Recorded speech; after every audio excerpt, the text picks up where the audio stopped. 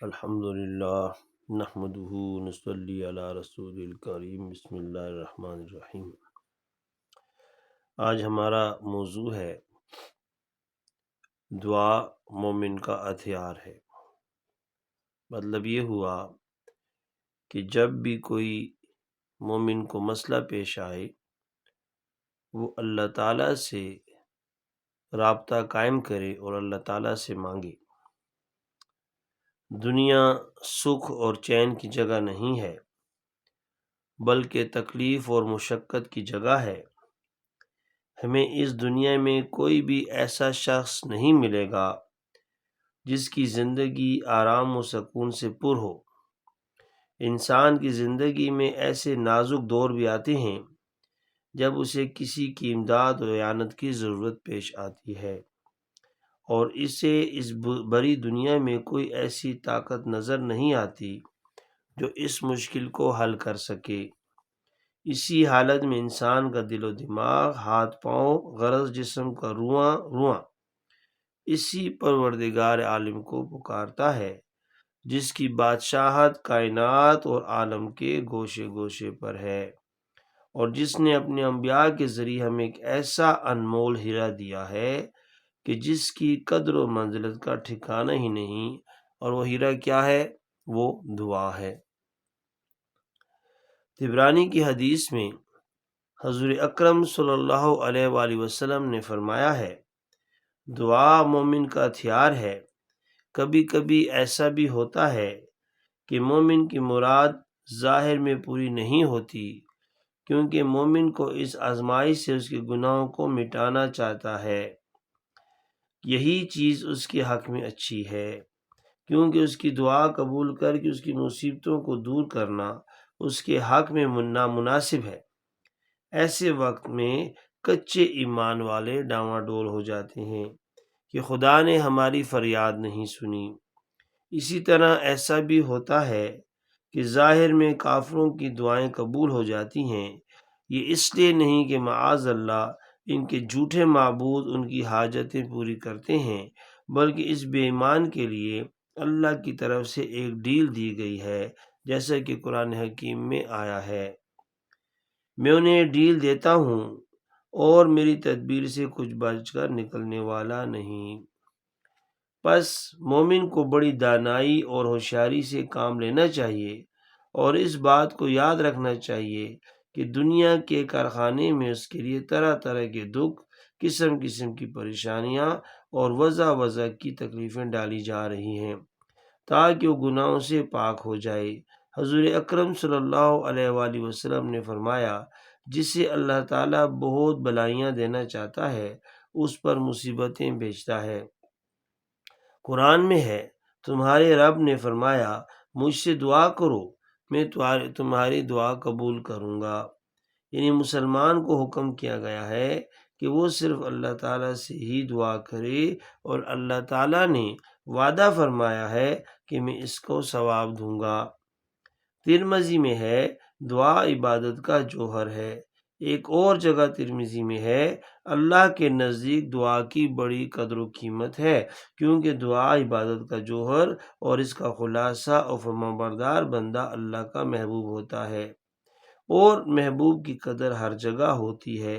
ایک اور جگہ ترمذی میں آیا ہے، جو آدمی اللہ سے سوال نہیں کرتا اللہ پاک اس پر غضبناک ہو جاتا ہے، کیونکہ دعا نہ کرنا تکبر اور غرور کی علامت ہے۔ بعض لوگ اکثر یہ بات سوچتے ہیں کہ اللہ تعالیٰ کو ہمارے حالات معلوم ہیں تو اللہ سے دعا کرنے کی کیا ضرورت، اللہ تعالیٰ خود ہی ہمارے مسئلے حل کرے۔ تو میرے بھائی، بات اس طرح ہے کہ ایک آدمی نے بڑا اچھا جواب دیا کہ ہم لوگ یہ کہتے ہیں کہ ہر کام تقدیر میں ہے، یہ مصیبت بھی تقدیر میں ہے، لہذا اللہ تعالیٰ خود ہی ہٹائے گا۔ تو اس نے جواب دیا کہ ہو سکتا ہے آپ کی تقدیر میں یہ بات لکھی ہو کہ جب میرا بندہ دعا کرے تب اس کی تکلیف ہٹائیں، تو لہٰذا دعا ہر صورت میں کرنی چاہیے۔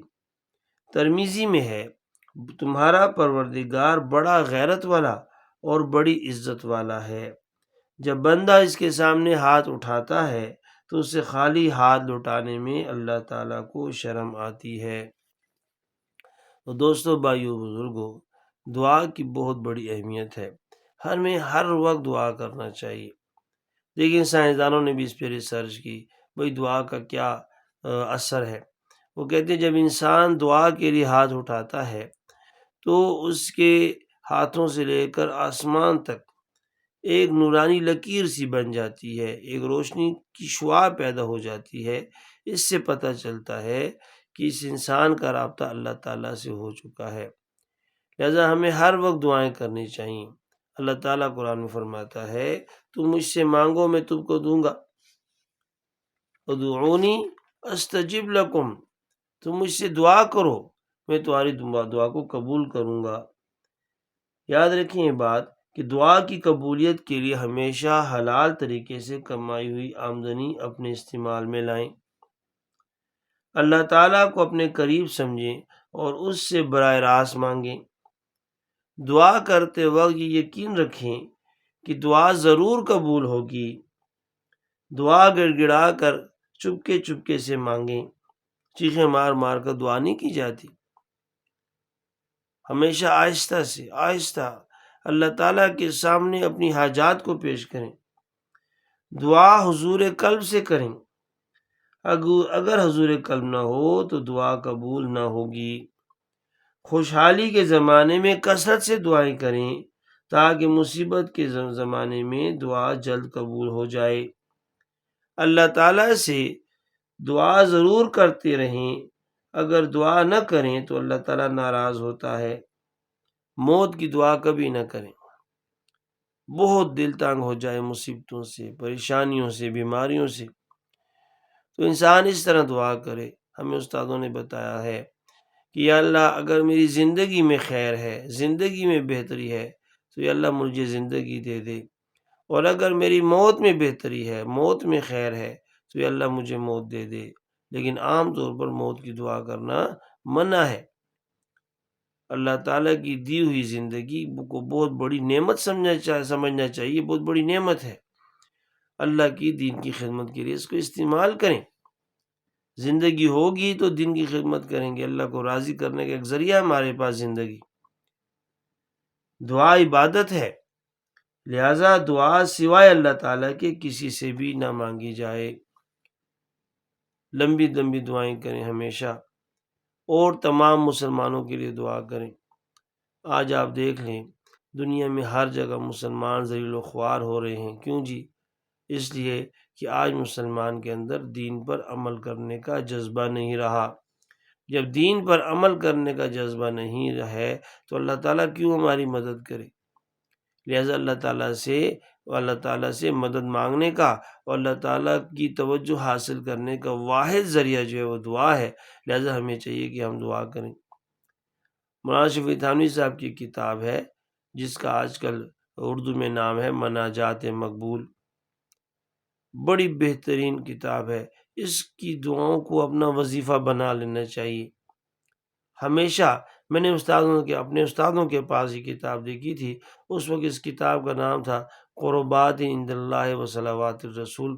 آج کل بازار میں مارکیٹ میں ملتی ہے مناجات مقبول کے نام سے، اور اس کتاب میں روزانہ کے حساب سے وظائف دیے گئے ہیں۔ آدمی اس کتاب کو اپنا وظیفہ بنا لے اور ہمیشہ یہ دعائیں پڑھتا رہے تاکہ اللہ تعالیٰ سے ہمارا کسی نہ کسی شکل میں رابطہ ہو اور اللہ تعالیٰ ہماری دعائیں سنیں۔ اللہ تعالیٰ نبی علیہ السلام کی ساری امت کو نبی علیہ السلام کی صحیح امت بننے کی توفیق عطا فرمائے۔ جزاک اللہ خیرہ۔